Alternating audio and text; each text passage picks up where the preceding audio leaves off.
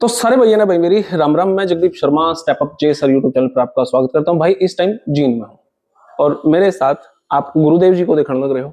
अब इतनी औकात नहीं मैं नाम लेके बताऊं कि कौन मेरे साथ बैठे हैं, फिर भी मैं आपको बता देता हूं। पूरे इंडिया में एक नियम लिया है 108 कुंड का, 108 हवन करने का नियम गुरुजी ने। और श्री त्रिपुर सुंदरपुरी जी का जो एक मठ है वहां से गुरुजी हैं।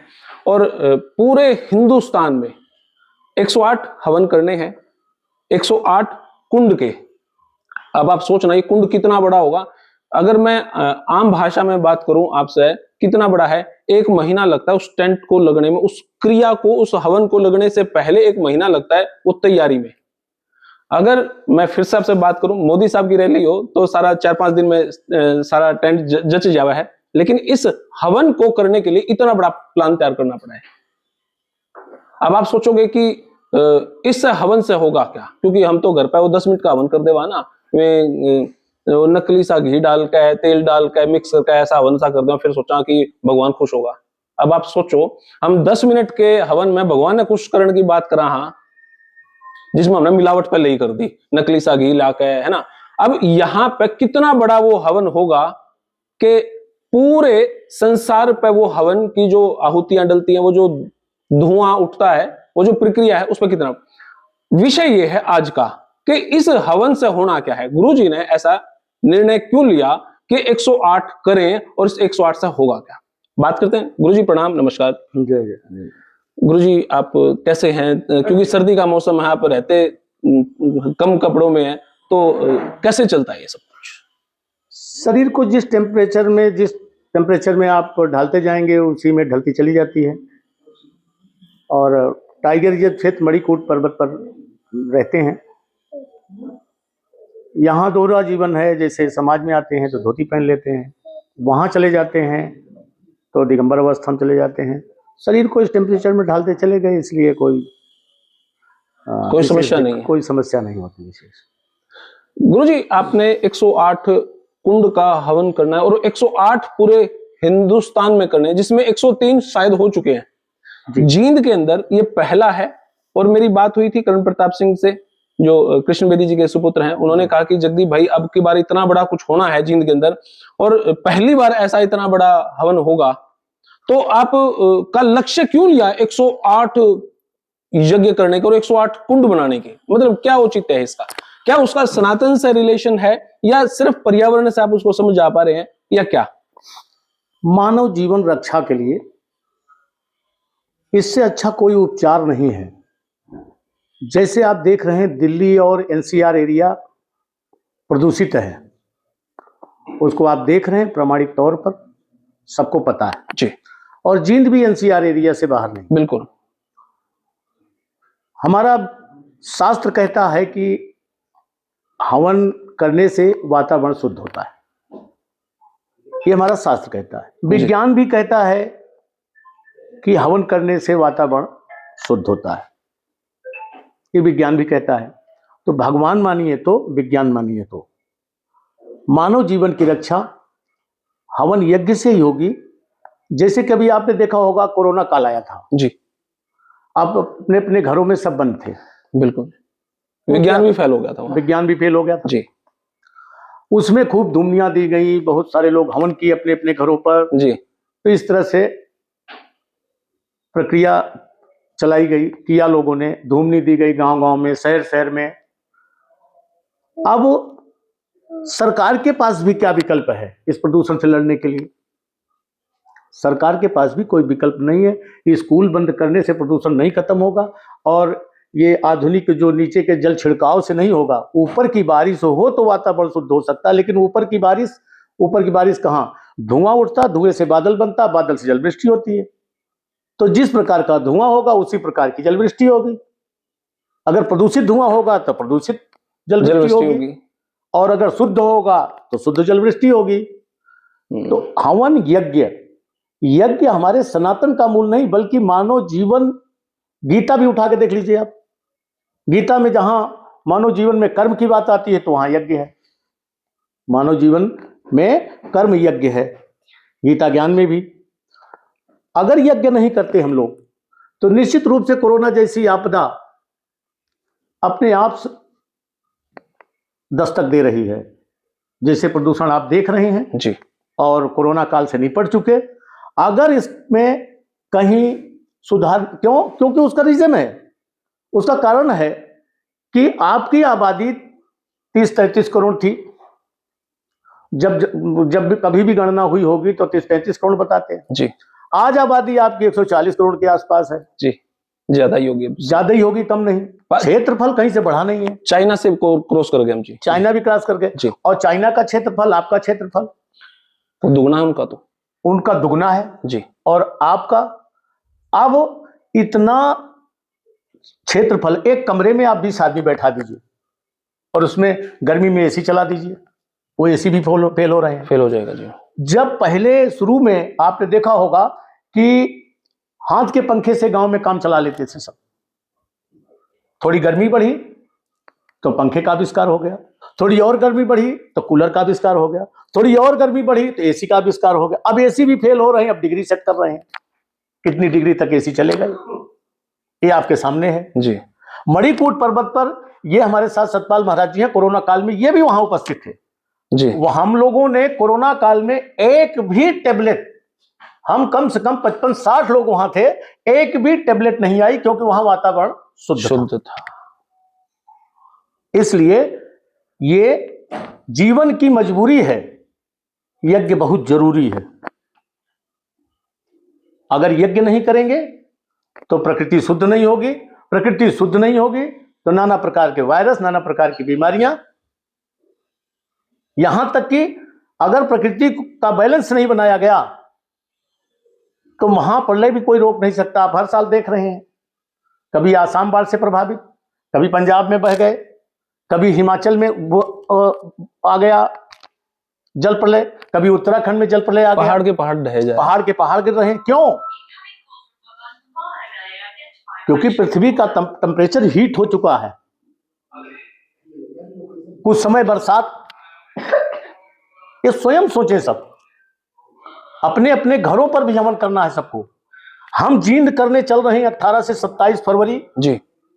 104वां महायज्ञ होगा, 108 कुंडी होगा, जो 10 दिन चलेगा। 108 कुंड होंगे, लाखों आहुतियां पड़ेंगी। जो भी वैज्ञानिक, विज्ञान जब भी चाहे उसको जांच ले, चेक कर ले, उससे लाभ होता है कि नहीं होता। नहीं होता तो हम लोगों को पता चल जाए कि भाई इससे कोई लाभ नहीं होता, तो हम लोग फिर क्यों ये काम करेंगे। हम तो संकल्प इसीलिए लिए थे कि यज्ञ सर्वश्रेष्ठ कर्म है, यज्ञ से वातावरण शुद्ध होगा, हमारा मानव जीवन सुरक्षित होगा, इसलिए मेरा संकल्प था। और इसी संकल्प के आधार पर हम करते गए। जो भारत में जहां तक पहुंच पाए, 25 स्टेट, 26 स्टेट, 27 स्टेट जहां तक पहुंच पाए, अभी पूरा भारत तो नहीं कर पाए, लेकिन फिर भी दो एक स्टेट बची हैं, हाँ, ज्यादा स्टेट नहीं बची हैं जी। 4-6 छोटी छोटी स्टेटें बड़ी हैं, बची हुई हैं, बाकी लगभग काफी हद तक कवर किए जी। तो यज्ञ मानव जीवन को सुरक्षित करने के लिए, मानव जीवन की सुरक्षा के लिए सर्वश्रेष्ठ कर्म है। और ये किसी धर्म से रिलेटेड नहीं है, सनातन धर्म का मूल है, ये अलग विषय है। सनातन धर्म से का मूल है, ये अलग विषय है जी। लेकिन मानव जीवन रक्षा के लिए विज्ञान भी यही कहता है कि वातावरण से शुद्ध होता है, तो मानव जीवन रक्षा के लिए इससे अच्छा कोई उपचार नहीं है। जी जी। भाई आप सोचते होंगे क्योंकि बीजेपी पार्टी है तो बीजेपी का ये एजेंडा नहीं है। मैं आपको बता देता हूं, हर पूरे देश में वहां भी हवन हुए हैं जहां कांग्रेस पार्टी है, तो कांग्रेस भी इसको बढ़ावा दे रही है। अब अकेले बीजेपी को क्रेडिट दे, पर ये कार्यक्रम शुरू अब हो रहे हैं वो अलग विषय है। लेकिन अब ऑक्सीजन की बात है, मैं हिंदू हूं, कोई मुस्लिम है, कोई सिख है, कोई कुछ है, हवा तो वही ले रहे हैं, पानी भी वही पी रहे हैं, जो पंच तत्व है वो सब उसी के ही मूल हैं। तो महाराज जी, क्या आपको, जैसे हम पुराने टाइम में देखते, मूवी देखते थे, संत महात्मा हवन करते हैं, राक्षस उसमें कुछ विघ्न बाधाएं डालते हैं, तो क्या यहाँ पे हरियाणा या पूरे देश में ऐसा समय भी कोई आया किसी ने विघ्न डालने की कोशिश की हो? हाँ बिल्कुल आया ऐसा समय, बिल्कुल ऐसा समय आया। अभी कुरुक्षेत्र में 18 मार्च से 27 मार्च 2025 में हम यज्ञ कर रहे थे। 1008 कुंडी महायज्ञ था और बढ़िया सुंदर महायज्ञ था। उसमें 1000, 1200, 1500 के आसपास ब्राह्मण थे। सुंदर चल रहा था। हमारे ये सतपाल महाराज जी भी थे, इंद्रगिरी जी महाराज भी थे और सभी संत थे। वहां कुछ कालनेमी प्रवृत्ति के लोगों ने उसमें भी बाधा डाली, उसमें दंगा करवा दिया। उसमें दंगा करवा दिया। बदनाम करने की साजिश। बदनाम करने की साजिश नहीं, बदनाम तो क्या करेंगे, बदनाम करने की कोई साजिश नहीं, बल्कि उनको वहां अच्छा इसलिए नहीं लगा कि वो तपस्वी थे नहीं, वो तपस्वी है नहीं। उनको अपने क्षेत्र से मतलब, अपने वर्चस्व से मतलब था, इसलिए षड्यंत्र किया गया और षड्यंत्र करके दंगा कराया गया। और वो सब पूरा हरियाणा जानता नहीं, पूरा भारत जानता है उसको। और आप जैसे जो मीडिया के कुछ अच्छे लोग थे, उन्होंने उसको बाद में सुधारने की कोशिश की, बाद में प्रचार करने की कोशिश की। और नहीं तो एक बार तो सब प्लांटेड, एकदम बिल्कुल षड्यंत्र पूरा प्लांटेड था। जैसे कि सुबह उनका खाने के लिए हल्ला शोर मचाना, और सिर्फ 50 ब्राह्मण शोर मचाते हैं। 50 ब्राह्मण वो शोर मचाते हैं, वो पहुंच जाते हैं यज्ञशाला फूंकने, क्योंकि उनका षड्यंत्र था कि यज्ञशाला फूंक दो। तो हमारे सतपाल महाराज जी थे, ये भी आचार्य भी, ये सभी संत वहां खड़े हुए। उसके बाद वो दंगा हुआ, उन्होंने ईंट पत्थर चलाना शुरू किया, उसकी वीडियो वायरल है। दंगे में वहां कुछ लड़के थे, फ्लैग्स फाड़े गए हैं वहां पे, फ्लैग्स खूब फाड़े गए। कुछ लड़के थे, कुछ लड़के आप जैसे जो थे वहां खड़े थे, उनसे सहन नहीं हुआ, उन्होंने सुझाव दिया, कहा, और उसके बाद 1-2 हवाई फायर वायर कर दिए। वो उनके पास लाइसेंसी पिस्टलें रही होंगी। तो मीडिया वो जाकर के बैठ के, किसी लड़के को कहीं छोटा मोटा लग गया है पीछे, मीडिया वहां आती है, नेशनल मीडिया वहां पहुंच जाती है। उसके पहले नेशनल मीडिया नहीं आई, उसके पहले नेशनल मीडिया नहीं आई। जब हम 1008 कुंड यज्ञ कर रहे थे तब नेशनल मीडिया को बुला रहे थे, नेशनल मीडिया तब नहीं आई। लेकिन जैसे दंगा हुआ, नेशनल मीडिया उसे खड़ी हुई, कहा 3 मरे और 23 घायल। अब अगर मीडिया वालों के ऊपर केस करें कि कहां मरे, कहां मरे, कैसे आपने प्रचार कर दिया, कैसे आपने चला दिया। अब 50 ब्राह्मण वहां जाके सड़क पे बैठ जाते हैं, षड्यंत्रकारी, उसमें ब्राह्मण भी नहीं थे, सब षड्यंत्रकारी 50 बैठ जाते हैं सड़क पे, और 1000 ब्राह्मण यज्ञ कर रहे हैं। वो मीडिया नहीं दिखा रही है, वो 50 जो सड़क पे बैठे उसको मीडिया दिखा रही है। कहां 23 घायल हैं, कहां 3 मरे हैं। और अगर आप दिखा रहे हैं तो दोनों दिखाइए, दोनों पक्ष दिखाने चाहिए कि ये देखिए 50 ब्राह्मण यहां हैं और बाकी ये इतने हवन कर रहे हैं। आपने हवन करना नहीं दिखाया, आपने 50 ब्राह्मण दिखाया, फिर पुलिस ने उनको लाठी मार के क्यों खदेड़ा। फिर वो गए कहां, किसके आश्रम में, कहां गए, जांच किया आपने। यही घोर कलयुग है। अच्छा, कहां पे आपको ऐसा लगा, ये षड्यंत्र की बात की, कहां आपको ऐसा लगा भाई हमने उम्मीद नहीं थी लेकिन वहां पे और भी बहुत अच्छा कार्यक्रम हुआ, ऐसे कहां कहां आपको जगह लगी? इसी 1008 में, कुरुक्षेत्र में। हाँ, दंगा करने के बाद, जब दंगा हो गया जी, दंगा होने के बाद सब हतप्रभ थे कि अब तो यज्ञशाला फूंक जाएगी, यज्ञशाला में कुछ नहीं होगा, और लगभग सभी जितने लोग थे निराश हो चुके थे। लेकिन उसी यज्ञ की शानदार पूर्णाहुति की, और कम से कम 25 से 30 हजार लोग वहां उपस्थित थे अंतिम दिन। अंत में सत्य की जीत हुई। अंत में सत्य परेशान होता है, पराजित नहीं होता, और अंत में उसकी पूर्णाहुति हुई। आपके यहाँ के मोहनलाल जी प्रदेश अध्यक्ष जो वर्तमान में है जी, मोहनलाल बडोली जी, और श्री कृष्ण वेदी जी, ये सब पहुंचे और इन लोगों ने वहां हवन किया। मीडिया को भी, मीडिया में भी बोला, सबको समझाया, और बहुत बढ़िया सुंदर, अपेक्षा से कहीं अधिक सुंदर यज्ञ हुई। पूर्णाहुति उससे अच्छी सुंदर हुई, क्योंकि सत्य परेशान तो हो सकता है, पराजित नहीं हो सकता। हमने कोई ऐसा काम कभी नहीं। आपने अभी थोड़ी देर पहले कहा कि मैं बीजेपी का नहीं हूं, मैं कांग्रेस का नहीं हूं, मैं किसी का नहीं हूं। मैं बिल्कुल, कांग्रेस पीरियड में भी मैंने इसी हरियाणा में यज्ञ किया है, सीपीएम गवर्नमेंट में भी यज्ञ किया है, टीएमसी गवर्नमेंट में भी यज्ञ किया है, गुजरात में किया, आसाम में किया, त्रिपुरा किया, मेघालय किया, दमन किया, दीव किया, और एमपी किया, छत्तीसगढ़ किया, बिहार किया, झारखंड किया, उड़ीसा किया, आंध्रा किया, हिमाचल किया, उत्तराखंड किया, हरियाणा में बैठे हैं, दिल्ली किया, जम्मू किया, चंडीगढ़ केंद्र शासित है वहां भी किया, राजस्थान भूल गए, शायद राजस्थान भूल गए होंगे, राजस्थान किया, महाराष्ट्र तो बता ही दिए आपको। इस तरह से जहां तक पहुंचे वहां यज्ञ किया और उद्देश्य केवल यही रहा। और मैं इस बात को, जैसे अभी लोग कहते हैं बीजेपी कांग्रेस, मैं ना बीजेपी का हूं, ना मैं कांग्रेस का हूं, ना मैं सीपीएम का हूं, ना मैं टीएमसी हूं, मैं सिर्फ सन्यासी बनना चाहता हूं। हां, जहां देश राष्ट्र की बात आएगी, क्यों? क्योंकि वो पीरियड भी हमने देखा है 2008, 9, 10 का, जब संतों के ऊपर आरोप लगते और सवेरे पुलिस उनको उठा लेती, जीवन भर सफाई देते रहिए आप। तो वो दृश्य देखा 2014 में जब श्रद्धेय प्रधानमंत्री बने नरेंद्र मोदी जी, उसके बाद से बताइए आप,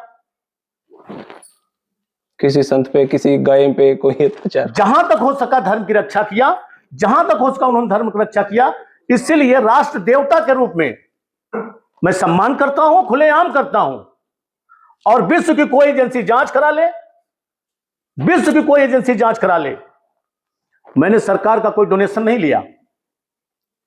तो सरकार कोई फाइनेंशियली कोई मदद आप लेना? मैं सरकार से कभी कोई डोनेशन की अपेक्षा नहीं करता, समाज से अपेक्षा करता हूं, समाज का खाता हूं, समाज से घी लेता हूं, समाज से सामग्री लेता हूं, समाज के लिए हवन करता हूं।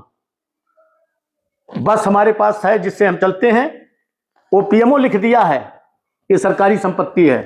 मोक्षदायिनी गंगा धाम ट्रस्ट है, उसमें जितना कुछ है, उसके नाम जितना कुछ है, वो सब सरकारी है। हम पूरा दे दिए हैं, चाहे 1 करोड़ कहो, चाहे 1.5 करोड़ की संपत्ति हो, चाहे जो भी हो। बाकी सभी बाबा हैं भारत के जिनके पास, हम तो पूरा दे दिए, बाकी बाबा आधा आधा दे दें। एक सनातन बोर्ड बना लिया जाए जो सिर्फ हिंदुओं के लिए कार्य करे। सनातन बोर्ड बनाइए ना, हिंदुओं के लिए काम करिए ना। हम पूरी संपत्ति अपनी दे रहे हैं, जो मोक्षदायिनी गंगा धाम ट्रस्ट की संपत्ति है, पूरी संपत्ति दान कर रहे हैं, बाकी बाबा आधी आधी कर दें। अरे भाई मेरे पास 10 है, मैं 10 दे रहा हूं, तो तुम्हारे पास 20 है तो 10 दे दो। एक सनातन बोर्ड बनाओ, हिंदुओं की कन्याओं का विवाह, हिंदुओं के लड़कों की शिक्षा के लिए या उनकी आवास के लिए उसका प्रयोग करिए, सनातन बोर्ड बना करके। सरकार के आपने रखी मांगे हैं, सरकार के आगे ये मांगे रखी है आपने? हम बताए आपको, ना मैं बीजेपी का हूं, ना मैं कांग्रेस का हूं, ना हम सरकार और कहा से मांग रखने इधर उधर जाते जी। मैं टाइगर रिजर्व क्षेत्र में रहता हूं, मणिकूट पर्वत पर। मणिकूट पर्वत विश्व का सबसे शुद्ध एवं सिद्ध स्थान है, विश्व का सबसे शुद्ध एवं सिद्ध स्थान है शिव और शक्ति का। गूगल में सर्च कर लीजिएगा, और वहां शक्ति की प्रतिष्ठा है। और 15 फरवरी शिवरात्रि को अविस्मरणीय, अकल्पनीय 13 ज्योतिर्लिंग की स्थापना होने जा रही। भारत में कभी किसी को सौभाग्य नहीं प्राप्त हुआ, क्योंकि मणिकूट पर्वत भगवान भोलेनाथ का पर्वत माना जाता है, उसकी परिक्रमा होती है, उसी पे नीलकंठ स्थित है, और वहां जो जल निकलता है उस जल का भी नाम महादेव जल है।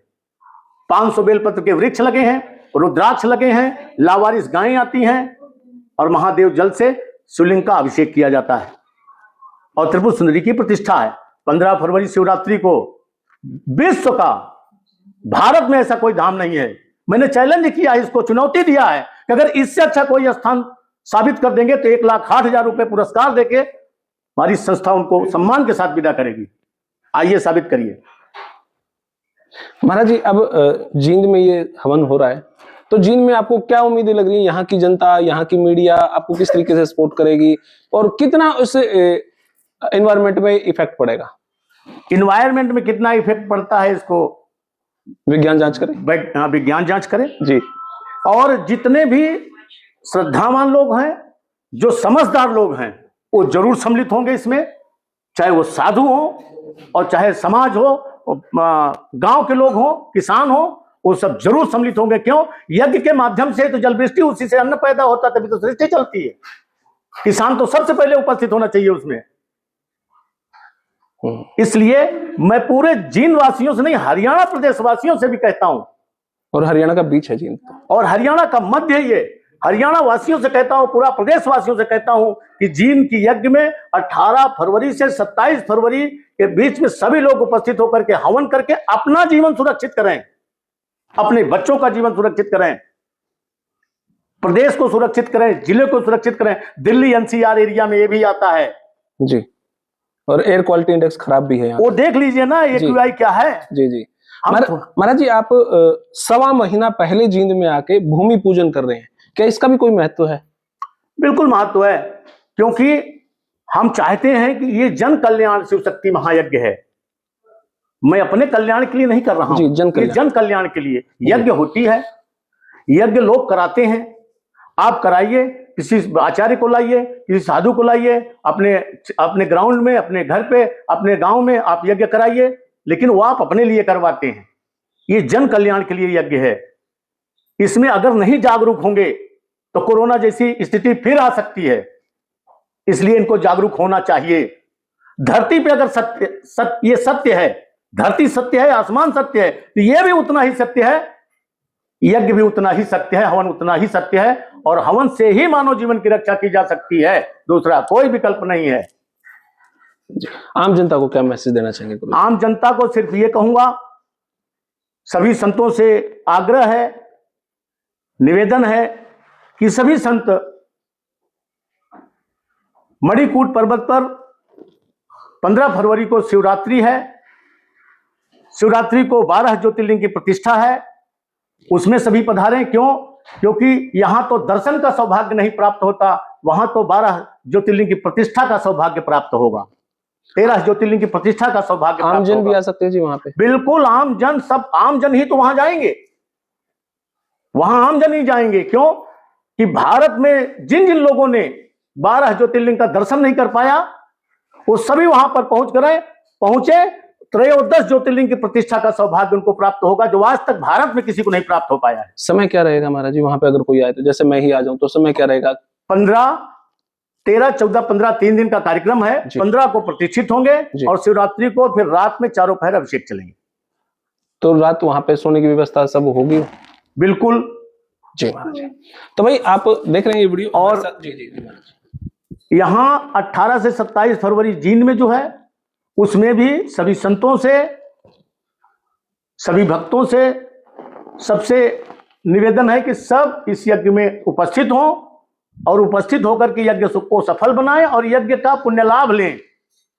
जी, मैं छोटी छोटी सी जानकारी जानना चाहूंगा महाराज जी। महाराज जी नमस्कार। आयुष्मान भाव। महाराज जी, क्या मैसेज देना चाहेंगे जो अब फरवरी में जो कार्यक्रम है? वास्तव में स्वामी जी ने बहुत ही विस्तार पूर्वक यज्ञ के बारे में बताया। यज्ञ वास्तव में हमारे जीवन में, यानी सनातन धर्म के लिए बहुत बड़ा महत्व है। स्वयं परमात्मा राम, श्री राम जी का जन्म भी यज्ञ स्वरूप है, और स्वयं भगवान राम सृष्टि भी हैं और सृष्टा भी। तो यज्ञ स्वयं में सृष्टि भी है और सृष्टा भी है, और यज्ञ के द्वारा ही अन्न, जल, स्वास्थ्य सबकी प्राप्ति होती है। और हम सभी लोगों से एक प्रार्थना करते हैं, सभी माताएं, बहनें, भाई, हमारे इष्ट मित्र इस यज्ञ में पहुंचे, उसका लाभ लें और उस यज्ञ में अधिक से अधिक सहयोग देकर के पुण्य भागी बने। जय श्री राम। तो भाई ये वीडियो आपने कैसी लगी? और हरियाणा के अंदर पूरा फरवरी आप वेट करना, ये जो 7 दिन, ये जो 9 दिन रहेंगे आपके लिए, ये आज तक के जीवन के सबसे महत्वपूर्ण दिन होने वाले हैं। ये महाराज जी ने जो बात की वो मात्र एनवायरनमेंट पे है, लेकिन अगर आप यज्ञ का महत्व समझेंगे तो 108 में बैठना ही बहुत बड़ी बात है। आहुति डालना, तो बहुत सारे लोग ये कहते हैं जी हमारे ऊपर आ गई, हमारे घर में ये समस्या, वो सब बहुत कुछ बड़े लेवल पे आपको अचीव हो सकता है। और ये वीडियो अगर आपने देखी है तो ये मान करके चलें कि ऊपर वाले का ही कोई मैसेज है आपके लिए कि आप उस कुंड में आए। फिलहाल ये वीडियो इतनी, आपने कैसी लगी कमेंट बॉक्स में अपनी राय दे। तब तक के लिए धन्यवाद। जय हिंद, भारत माता की जय। Thank you.